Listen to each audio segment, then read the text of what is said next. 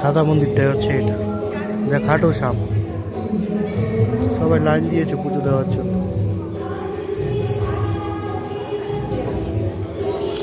উপরে ঝাড়বাতিটা তো খুবই সুন্দর, দারুণ বানিয়েছে, খুবই। এক একটা ঝাড়বাতি এক এক রকম, দারুণ লাগছে, খুবই সুন্দর।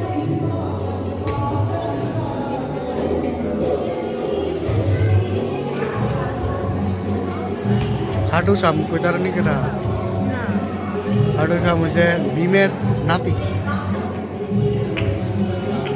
কৃষ্ণ আশীর্বাদ দিচ্ছে,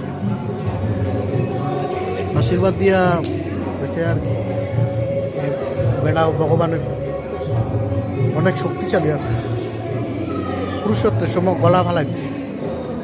যে কোনো একদিকের দিকে লড়লে পুরো এই জিতবে, এত শক্তিশালী। তো সবাই এখানে প্রার্থনা করছে।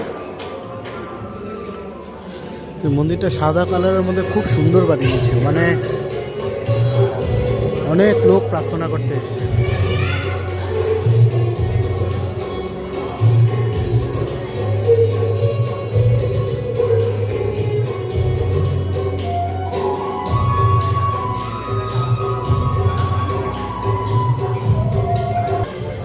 বাইরে থেকে তো খুব সুন্দর লাগছে, পুরো সাদা করে মন্দিরটা বানিয়েছে। মারোয়ারি মন্দির যে, বোঝা না, মানে তারা বেশিরভাগ সাদা কালারটারই প্রেফার করে বেশি, বুঝছো।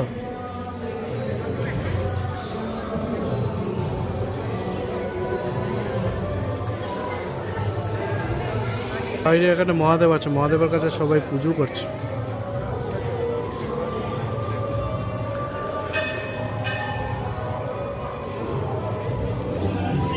এই হচ্ছে মন্দিরটার ভেতরে যে আসলাম আমরা, আগে যে দেখাতে পারিনি। রাধে শ্রীকৃষ্ণ,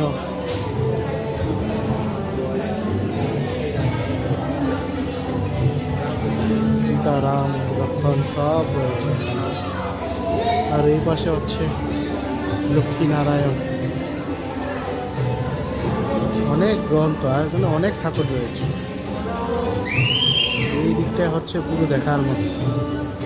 আর হচ্ছে এখানে যে মিডলের মধ্যে রয়েছে যে আমাদের মা গৌরী, যে বিপত্তারিণীর দৃশ্যগুলো, হনুমানজি, মানে সবগুলো না একটা পিঙ্ক কালারের ড্রেস দিয়ে তৈরি করলো জিনিসটা। আর উপরেরগুলো পুরো কাঁচ দিয়ে বানিয়েছে, পুরোটা কাঁচ দিয়ে। এটাই তো